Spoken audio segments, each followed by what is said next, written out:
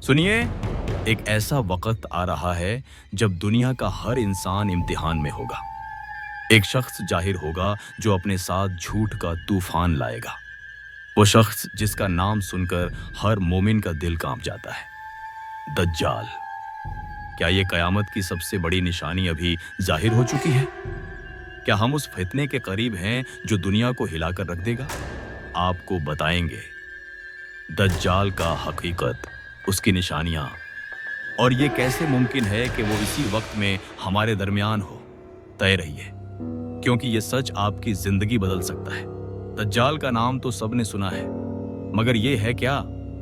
कुरान में दज्जाल का जिक्र नहीं, लेकिन सही हदीस में रसूल अल्लाह सल्लल्लाहु अलैहि वसल्लम ने इस फितने का बार बार जिक्र किया।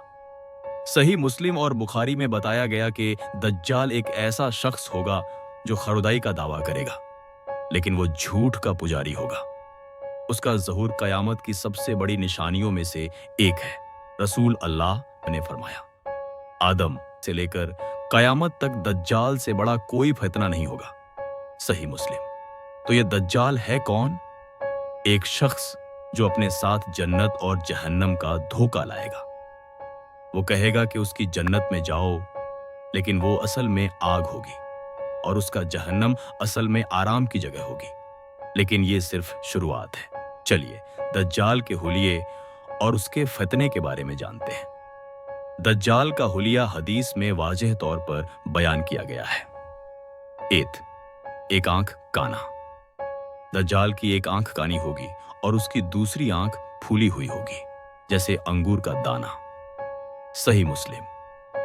2, पेशानी पर काफिर लिखा होगा। उसकी पेशानी पर काफ, फा, रा यानी काफिर लिखा होगा, जो हर मोमिन चाहे पढ़ा लिखा हो या अनपढ़ पढ़ लेगा। मुस्लिम किताबुल फितना। 3, तेज सफर। वो 40 दिन में पूरी दुनिया का चक्कर लगा लेगा, सिवाय मक्का और मदीना के, जहां उसका दाखला मना है। पहला दिन 1 साल के बराबर, दूसरा 1 महीने के, तीसरा 1 हफ्ते के, और बाकी दिन मामूली होंगे। सही मुस्लिम। 4, अजीब कहुदरतें। अल्लाह उसे ऐसी कहुदरतों से नवाजेगा जो लोगों के ईमान का इम्तिहान लेंगी। वो मरने वालों को जिंदा करेगा, बारिश बरसाएगा और जमीन से फसल उगा देगा, लेकिन ये सब झूठ का जादू होगा। लेकिन सवाल ये है, क्या दज्जाल सिर्फ एक शख्स है या कोई सिस्टम? कुछ स्कॉलर्स कहते हैं कि दज्जाल के फितने का मतलब सिर्फ एक इंसान नहीं, बल्कि एक ऐसा झूठा निजाम भी हो सकता है जो लोगों को गुमराह करे। आजकल के टेक्नोलॉजी, मीडिया और दुनिया के बदलते हालात को देखें, क्या ये सब दज्जाल के ज़हूर की तैयारी तो नहीं? दज्जाल का फितना इतना बड़ा होगा कि रसूल अल्लाह ने हर नमाज के बाद इससे पनाह मांगने का हुक्म दिया। आज दुनिया में देखें, जहालत का जोर, बेहयाई का बहुत, और दीन से दूरी। हदीस के मुताबिक दज्जाल के ज़हूर से पहले इल्म उठ जाएगा, जहालत फैल जाएगी, जिना खुले आम होगा, माल की कसरत होगी, लेकिन ज़कात देना मुश्किल होगा, ना अहल लोग सरदार बन जाएंगे। सही बुखारी। आज के दौर में क्या ये निशानियां पूरी नहीं हो रही?